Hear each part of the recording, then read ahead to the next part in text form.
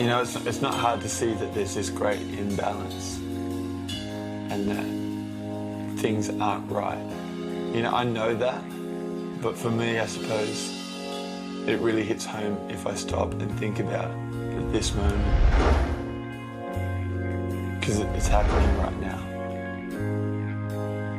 In the same moment, you have, you know, a generation who are sitting around entertaining themselves, watching reality television, which, to be honest, is anything but real, while you have a child who is being prostituted behind closed doors and robbed of their innocence.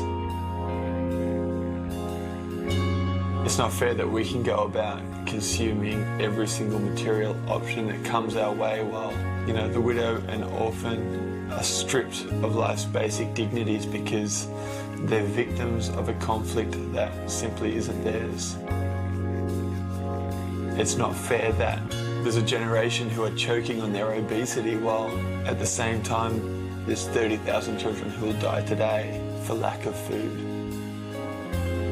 It's not fair that we have no problem going about spending $3 or $4 on what is basically glorified tap water in a bottle with a fancy label, while you have entire communities who suffer at the hands of disease because the only water that they have access to is foul and polluted.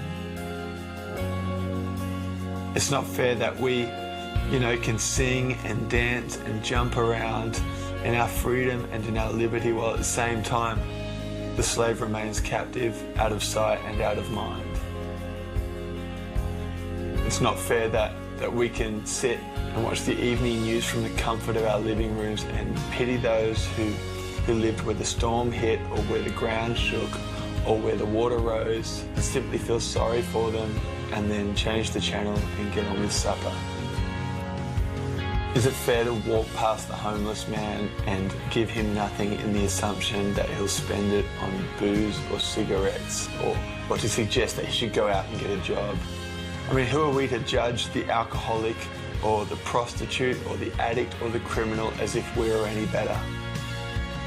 Who are we to forget the downtrodden or the oppressed or the marginalised while we go about chasing the dream?